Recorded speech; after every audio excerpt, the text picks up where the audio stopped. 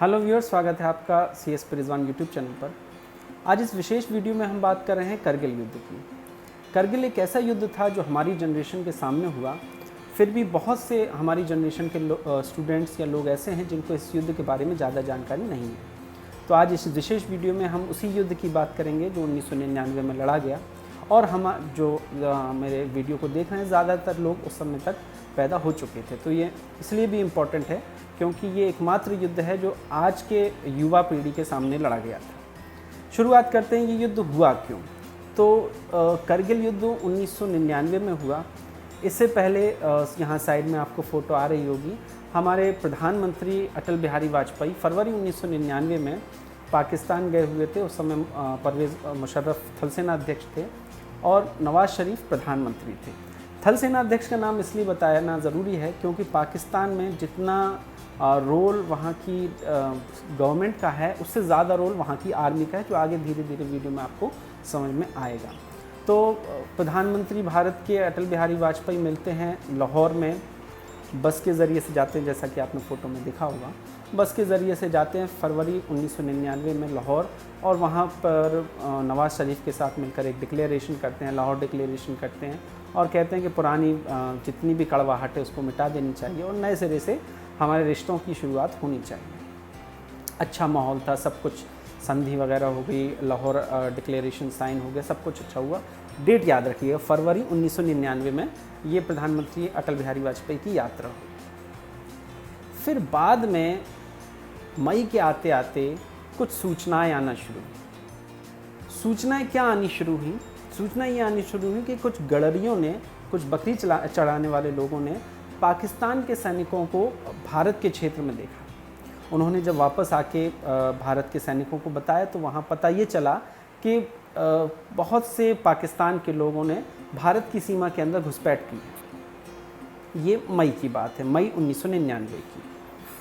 अब जब भारत ने उसको चेक किया तो पता ये चला कि बहुत भारी संख्या में, जितना एक्सपेक्ट नहीं किया जाता है, वहाँ पर पाकिस्तानी लोग बैठे हुए थे। धीरे धीरे रिट्रीट करना शुरू हुआ, लेकिन भारत को पहले में नाकामयाबी हासिल इसलिए हुई, नाकामयाबी का सामना इसलिए करना पड़ा क्योंकि भारत की सेना ये समझ ही नहीं पा रही थी कि लोग कहाँ पर हैं, क्योंकि ऊंचाई का हमेशा फ़ायदा होता है, किसी भी युद्ध में ऊंचाई का हमेशा फ़ायदा होता है। और दूसरी बात, उनकी संख्या का ज्ञान नहीं था। एकदम से ये सारी घटनाएं हो गई थी, जबकि पाकिस्तान की सेना पूरी तरीके से तैयार थी। वो तैयार थे कि भारतीय सेना जैसी हमारे पास आएगी, हम इस तरीके से उस पर हमला करेंगे। तो बात करते हैं कि पाकिस्तान ने इतना बड़ा कदम उठाया क्यों, एक न्यूक्लियर स्टेट पर, भारत जैसे एक मजबूत राष्ट्र पर हमला क्यों किया, या उसकी सीमा में घुसपैठ क्यों की।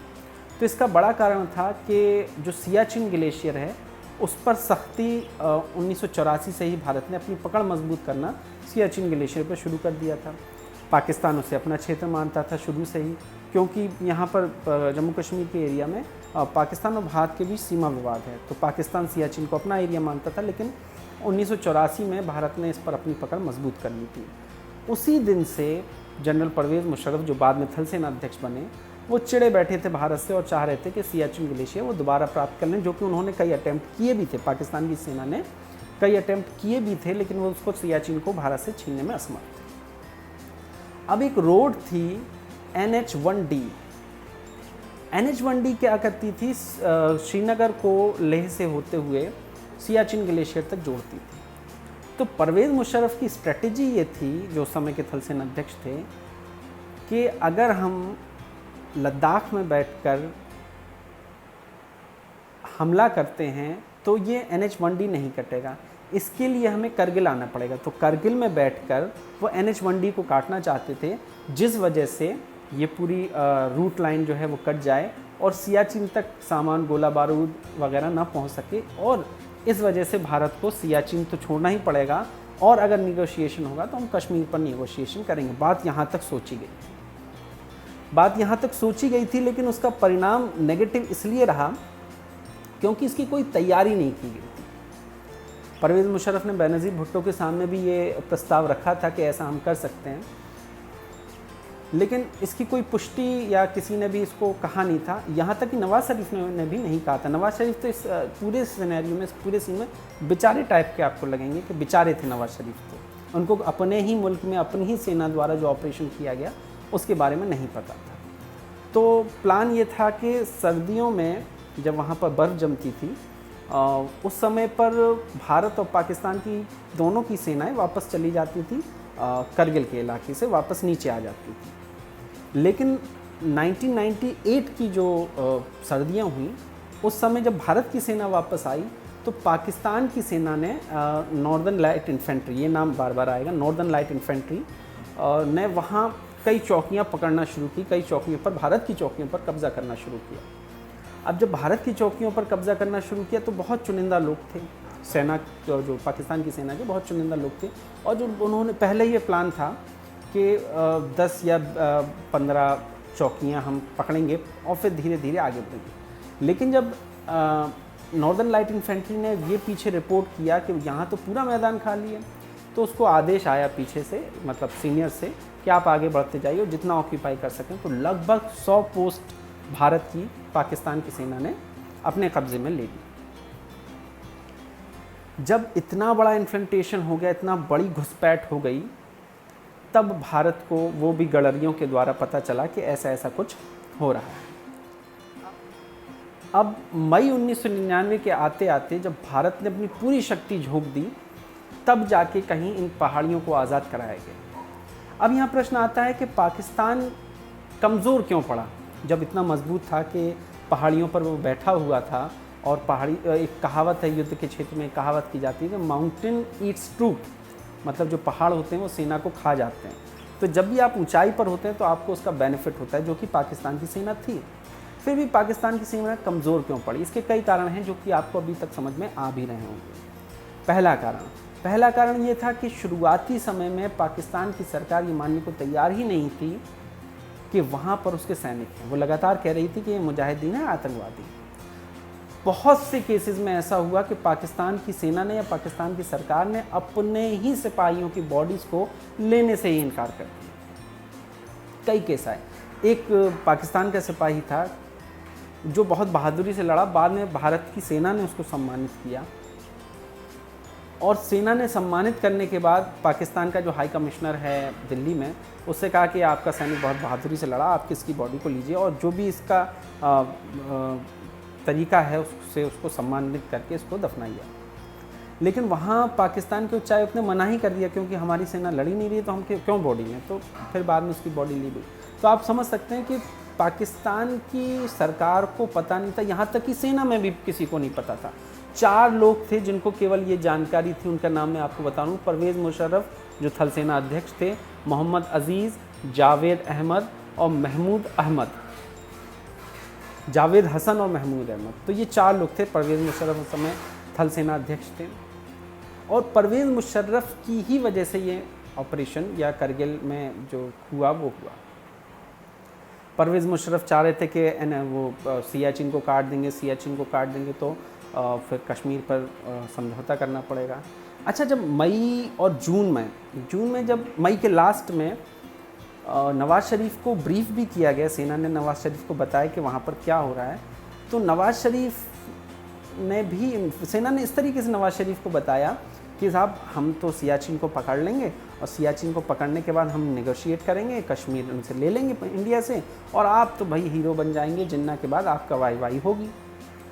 तो नवाज़ शरीफ की भी महत्वाकांक्षा थी, नवाज़ शरीफ भी तैयार हो गए, कोई अपना नाम कराना कौन नहीं चाहता। खैर, पहले नवाज़ शरीफ को नहीं पता था, ये बात सच है, लेकिन बाद में जब नवाज़ शरीफ को आधी जानकारी दी भी गई तो नवाज़ शरीफ की भी कुछ महत्वाकांक्षा थी, जिस वजह से वो चुप रहे, और यहाँ तक कि उन्होंने कहा कि आप आगे बढ़िए, कोई दिक्कत नहीं।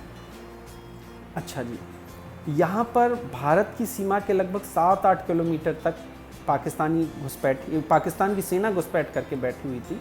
ऊंचाई का उनको फ़ायदा था, और ये जो चौड़ाई थी इसकी 140 किलोमीटर थी, मतलब 140 बाई 10 किलोमीटर के एरिया में ये पाकिस्तान की सेना, सुसज्जित सेना, कोई घुसपैठिए नहीं थे, सुसज्जित सेना आर्टिलरी के साथ और तोपखाने के साथ बैठी हुई थी।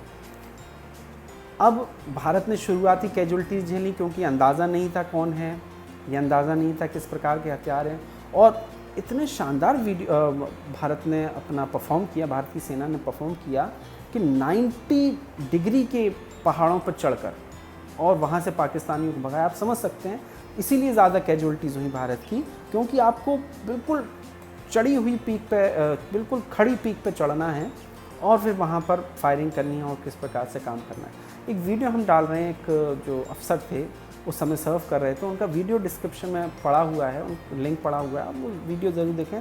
आपको भारत की सेना के पराक्रम का पता चलेगा कि कैसे मतलब अगर सादा भाषा में कहें तो ये पागलपंती है। आपको पता है आप मर सकते हैं वहाँ पर जाने से, लेकिन फिर भी एक देश को आज़ाद कराने का, देश को किसी सीमा को सुरक्षित करने का एक जज्बा ही था, जो लोग सेना के लोग चढ़ते जाते थे और शहादत देते थे। तो जब सेना वहाँ पर पहुँचना शुरू हुई, फिर अटल बिहारी वाजपेयी ने सेना को भी आदेश दे रखे कि आप बिल्कुल पकड़िए उसको, टाइगर हिल को, टोनोलिंग को पकड़िए आप, और साथ ही साथ इंटरनेशनल प्रेशर भी पाकिस्तान के ऊपर बनाया जा रहा था। पाकिस्तान का एक ही सहयोगी अमेरिका, पाकिस्तान के ऊपर जब भी परेशानी आती तो अमेरिका के ऊपर ही जाता। अमेरिका के पास जब वो पहुँचे तो ये स्थिति थी नवाज़ शरीफ की कि नवाज़ शरीफ 4 जुलाई को जो अमेरिका का स्वतंत्रता दिवस होता है, उस दिन राष्ट्रपति से मिले। अमेरिका के विल क्लिंटन उस समय के राष्ट्रपति थे। उन्होंने एक दिन का भी वेट नहीं किया कि ये दे आर सेलिब्रेटिंग तो हम एक दिन वेट कर लेते हैं, नहीं, वो अमेरिका में सेलिब्रेट कर रहे थे लोग। उन्होंने कहा नहीं साहब हमें तो मिलना है, बहुत अर्जेंट मिलना है। क्यों? इसका कारण ये था कि शुरुआती परेशानियों के बाद भारत ने पूरी ताकत से उसको रिस्पॉन्ड किया। आर्टिलरी लाई गई, आर्टिलरी मतलब तोपखाना। वायुसेना ने भी ऑपरेशन अपना व्हाइट सी शुरू कर दिया, सफ़ेद सागर शुरू कर दिया ऑपरेशन। आर्टिलरी का बहुत फ़ायदा मिला यहाँ। आर्टिलरी मतलब तोपखाना, बिफोर्स तोपें लाई गई, बिफोर्स तोपों से हैंकर बमबारी की। वायु से एयरक्राफ्ट बमबारी करते थे, नीचे से बिफोर्स तोप बमबारी करती थी और थल सेना लगातार ऊपर बढ़ती जाती थी। इसका परिणाम ये हुआ कि जिस दिन 4 जुलाई को विल क्लिंटन जो अमेरिका के राष्ट्रपति थे और नवाज़ शरीफ की मीटिंग हुई, उस दिन टोनोलिंग और टाइगर हिल्स पर फतह कर ली गई थी। मतलब वो एक डिप्लोमेटिक चैनल से बात चल रही थी, साथ ही साथ सेना भी लगातार ऊपर चढ़ती जा रही थी, अपनी चौकियों को पाकिस्तान की सेना से खाली करवाती जा रही थी। अब पाकिस्तान के लोगों को ये लगा था, या पाकिस्तान की सेना को ये लगा था कि नवाज़ शरीफ जा रहे हैं विल क्लिंटन से मिलने, तो निश्चित ही ये ऐसी कुछ कंडीशन लगाएंगे कि यथास्थिति बनी रहे, कि जो सेना जहाँ बैठी है वहीं बैठी रहे। जनरली ऐसा ही होता है कि जब कोई चौधरी दो देशों के बीच में आता है, वो कहता है यथास्थिति, कि जो स्थिति बनी हुई है। तो पाकिस्तान की सेना ये चाह रही थी कि अभी हम बैठे हुए हैं करगिल में, तो अब वहीं पर रहेंगे, यथास्थिति आ जाएगी, फिर हम NH-1D को डोमिनेट करेंगे और सियाचिन को काट लेंगे। लेकिन इंटरनेशनल भारत का प्रेशर इतना था अमेरिका के ऊपर कि विल क्लिंटन ने मना ही कर दिया। उन्होंने नवाज़ शरीफ से कहा आप पहले सेना को विड्रॉ करेंगे तब कोई बात संभव है, आप जब तक सेना को करगिल से नहीं हटाएंगे कोई भी बात इस सिलसिले में नहीं होगी। नवाज़ शरीफ बड़े परेशान, वैसी हालत गंभीर नवाज़ शरीफ की।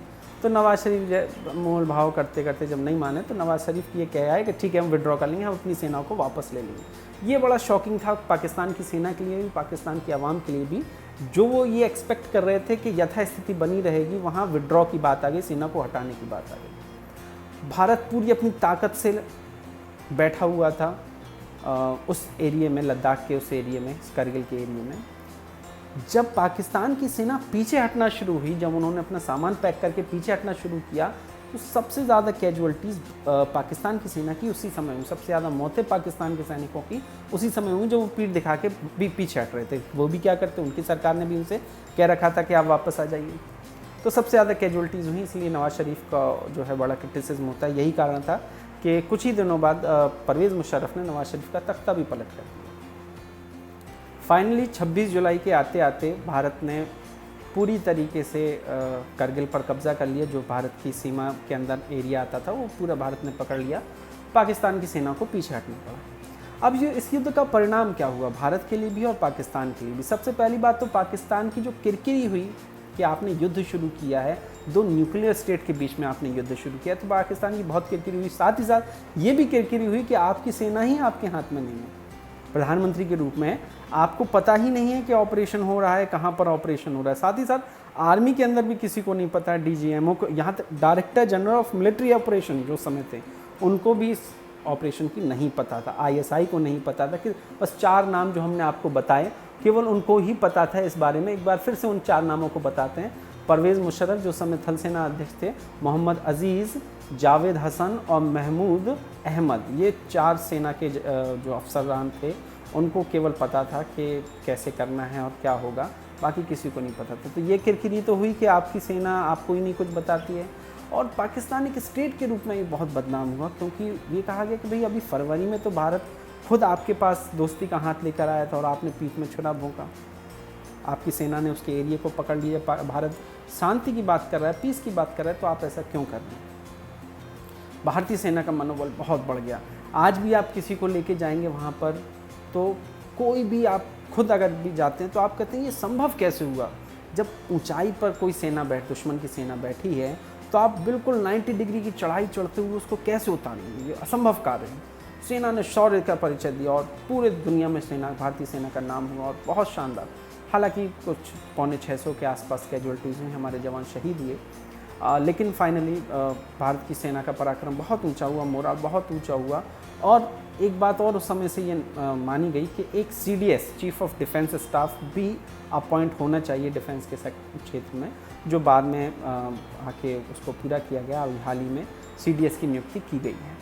तो ये सारी चीज़ें भारत ने भी विचार की, भारत ने भी अपने अंदर सुधार किया, लेकिन पाकिस्तान एक स्टेट के रूप में फेल रहा, पाकिस्तान की सरकार एक सरकार के रूप में फेल रही, और पाकिस्तान की आर्मी एक मिलिट्री के रूप में फेल रही, क्योंकि वो अपने अंदर ही डिसिप्लिन नहीं रख पाए। अगर उन्होंने ऑपरेट किया था, मान लीजिए एक दुश्मन देश भी है, मान लीजिए एक सेना है, अगर उन्होंने ऑपरेट किया था तो अपनी पूरी ताकत से ऑपरेट करते, लेकिन बेचारे वो अपनी पूरी ताकत से ऑपरेट ही नहीं कर पाए, क्योंकि उसको इतना सेफ रखना चाहते थे। बेचारे नॉर्दर्न लाइट इन्फेंट्री के जवानों को मरने के लिए उन्होंने छोड़ दिया, उनकी बॉडी लेने को तैयार। सोच सकते हैं कोई देश अपने शहीदों की बॉडी लेने को तैयार नहीं है, तो देश का क्या हो सकता है? तो 26 जुलाई को इसलिए विजय दिवस मनाया जाता है, करगिल विजय दिवस। उम्मीद करते हैं आपको ये वीडियो पसंद आया होगा। अगर आपको पसंद आया, आप ऐसी और इन्फॉर्मेटिव वीडियो देखना चाहते हैं तो लाइक करें। जितने भी लोग देख रहे हैं इसको लाइक ज़रूर करें और ज़्यादा से ज़्यादा लोगों को शेयर करें, ताकि हमारे गौरवशाली इतिहास के बारे में बहुत लोगों को पता चले, जितने भी पढ़े लिखे। धन्यवाद। आज की वीडियो।